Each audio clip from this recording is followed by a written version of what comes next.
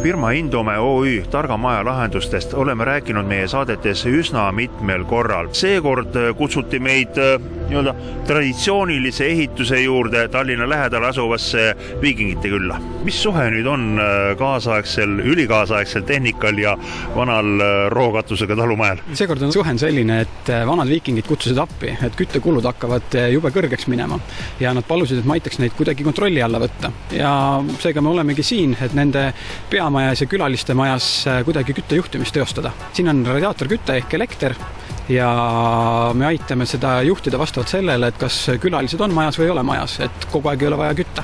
Mis siin konkreetselt siis paigas on? Praegu on paigas elektriradiaatorite juhtimine ja suitsuandurid, mis töötavad koos küttejuhtimisega ja samas tagavad ka klientide turvalisuse. Kui kuskil midagi põlema läheb, siis annab kohe märku? Üks asi ta annab märku, aga teiseks ta informeerib ka töötajaid, kes on eemal. Et võib-olla kui külaline väga sügavalt magab, aga on midagi juhtunud, siis see teavitus läheb ka mujale kui sinna tuppa ainult. Kas see on selline tavapärane, et nüüd turismitaludesse ja selliste puhkekohtadesse hakatakse üles panema teie süsteeme? Ei ole, et kuuldavasti praegu on võimalik saada toetust enda küttekulude optimeerimiseks ja kui on juba valmis puhkekeskus, siis me soovime täpselt hästi sinna, et kuidas ja oma lahendusega, et kuidas seda teostada. Projekteerimine käib päris kiiresti, et kui me saame puhkekeskuse plaanid, siis võib-olla juba nädala aja pärast võivad paigaldajad tööle hakata. Kui suur see rahaline kasu võiks nendel olla? Elektrikütte puhul me võime kindlasti rääkida kuskil 30%. Suur raha? Jah, kindlasti on ja seepärast me siin olemegi. Kui nüüd natuke konkreetsemaks minna, siis kuidas sellises majas, kus küttesüsteem tegelikult on juba välja ehitatud, teie lahendust juurde panna? Selleks on 2 viisi.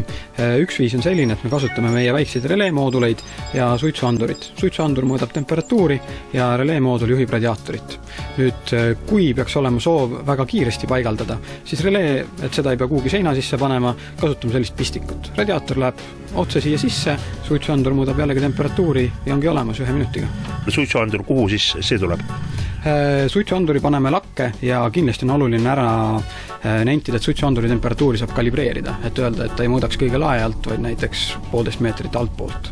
Aga kus see üldkontroll siis tuleb? Üldkontrolli võib kuhugi sideruumi panna, et tema istub lihtsalt arvutivõrgus ja sinna pääseb sealt, kust vaja ligi. Nii et oma maja kütte tarbimist saab kontrollida läbi arvuti üle interneti, mis tahes, kus kohast seda kannatab juhtida ka? Jaa, väga sageli on soov, et sõidetakse puhkusele näiteks Hispaaniasse, tahetakse näha, mis kodus toimub, on vaja koristaja sisse lasta ja siis temperatuur üles tõsta natukene. Ja Hispaaniast tagasi tulles taas tuba soojaks? Ja taas tuba soojaks, just.